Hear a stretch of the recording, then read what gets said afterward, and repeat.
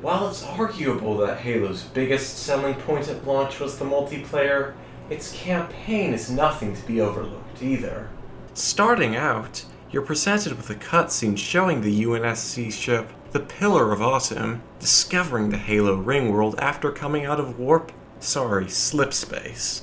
However, the ship is then attacked by Covenant forces, who launch boarding parties to take control of the vessel. To repel the boarders, the player, a cyborg known as Master Chief, is ordered to be thawed from cryosleep. After a short in-game tutorial on movement and looking around, you're ordered to come up to the ship's bridge. Upon arrival, Captain Keyes gives you orders to protect the ship's AI, Cortana, also known as Type Here to Search, from capture by Covenant forces. Departing to reach the escape pods, you receive a pistol to defend yourself. While you can pick up other guns later in the level, none of them are really necessary, as the pistol in Halo Combat Evolved has a well-earned reputation for its power. It can beat down shields in only a few shots, and a headshot is enough to kill any unshielded enemy in the game. Along with this, it's also equipped with a scope that makes it excellent for picking off grunts at long range. Soon after, you pick up the assault rifle, which is an interesting weapon in and of itself. This gun is best for long sustained periods of combat at close range, but is surprisingly less effective than the pistol in most situations. As you make your way through the ship, you run across several Covenant boarding parties. The Covenant in this level use two varieties of weapons that perfectly complement the ones used by the UNSC. The low-ranking Covenant grunts make use of the plasma pistol, weak in most circumstances, but with a twist. The plasma pistol has an overcharge feature where you can hold down the right trigger to charge a bolt of plasma capable of doing extra damage as well as destroying the shields of anything it hits. Covenant elites are far more threatening than grunts, and have comparable strength to the player, featuring energy shields and being able to perform melee attacks at close range. They come in two forms in this level, with elite miners sporting blue armor and the less common elite majors being an all-round tougher enemy with smarter AI to boot.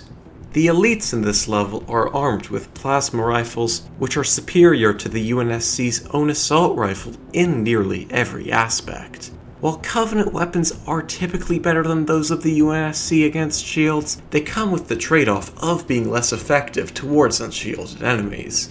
However, the low per shot damage of the assault rifle means that the plasma rifle is just as effective, if not more so at this as well.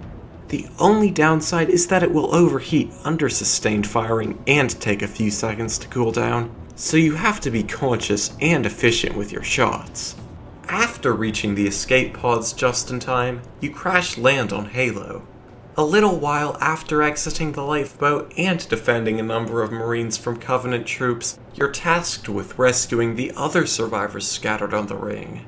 To do this, you need to use the Warthog, a UNSC military jeep with a chain gun mounted on the back that can be operated by one of the AI Marines. The driving mechanics in Halo are especially unique. Here, the left stick is used for movement, while the right stick is used to look around. I'd actually say that they feel a lot more like the normal controls for the player as opposed to those of, say, a racing game. The Warthog suspension makes it easy to flip over, so you need to take care when driving it over rough terrain.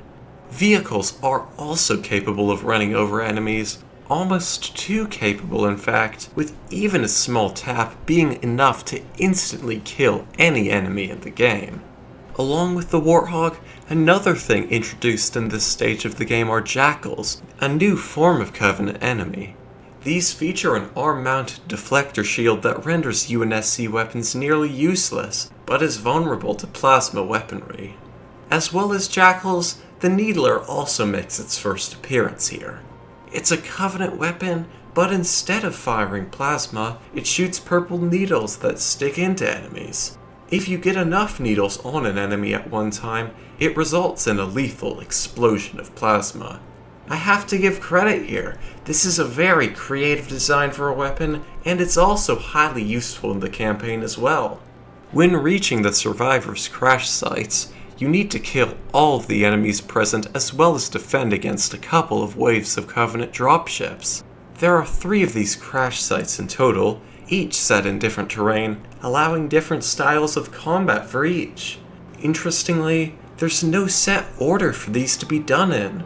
Once you clear out the final area, a UNSC dropship arrives, which you then board, marking the end of the second level.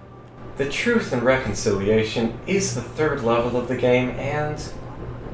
hang on. Ah! Oh! What was that noise? It doesn't matter.